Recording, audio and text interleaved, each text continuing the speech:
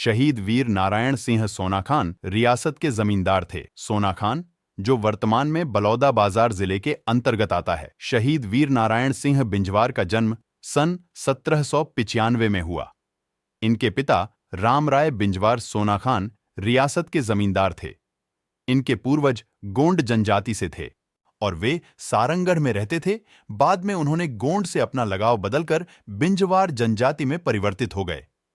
जनजाति समुदाय से होने के कारण वे जनजाति समुदाय के गौरव थे। शहीद वीर नारायण सिंह बचपन से ही धनुष बाण, मल्ल युद्ध, तलवारबाजी, घुड्डा सवारी और बंदूक चलाने में महारत हासिल कर चुके थे। जमींदार होते हुए भी वे सादा जीवन जीते थे और लोगों के साथ घुल मिलकर रहते थे। उनके पास कबरा नाम का एक घोड़ा था, जिस पर बैठकर वे लोगों का हालचाल जानने अक्सर गांवों में जाया करते थे।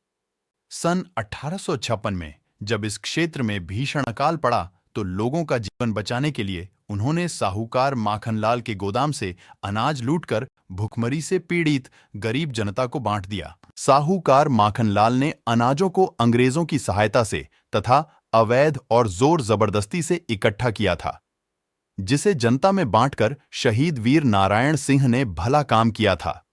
साहूकार माखनलाल ने इस कृत्य की शिकायत अंग्रेजों से की, जिसके कारण उन्हें 24 अक्टूबर 1856 को बंदी बनाकर जेल में डाल दिया गया। वर्ष 1857 में देश भर में स्वाधीनता प्राप्ति की ज्वाला धधक उठी थी। देश भर के कई रियासतों के राजा रानी और साथ में जनता के दिलों में भी मातृभूमि को मुक्त कराने के लिए अंग्रेजों के प्रति आक्रोश उत्पन्न हो रहा था।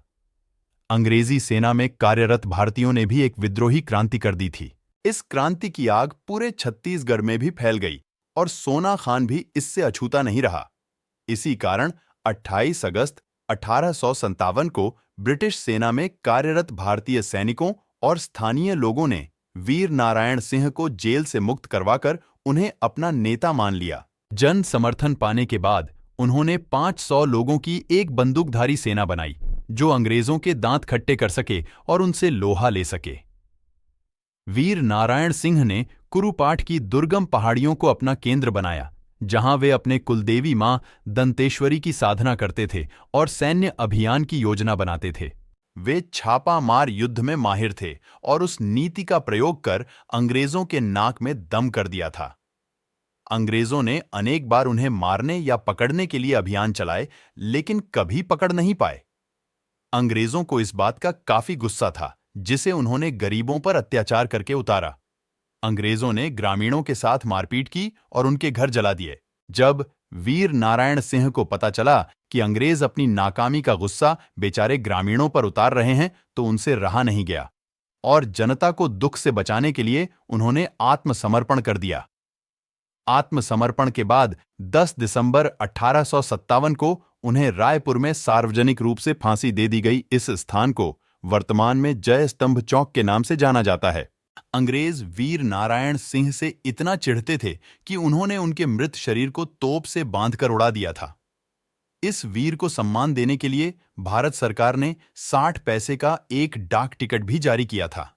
रायपुर में ही उनके नाम पर 2008 में एक अंतर्राष्ट्रीय क्रिकेट स्टेडियम भी बनवाया गया था। आदिवासी उत्थान के लिए छत्तीसगढ़ सरकार शहीद वीर नारायण सिंह सम्मान भी देती है। वीर नारायण सिंह को छत्तीसगढ़ स्वतंत्रता आंदोलन का पहला शहीद भी कहा जाता है।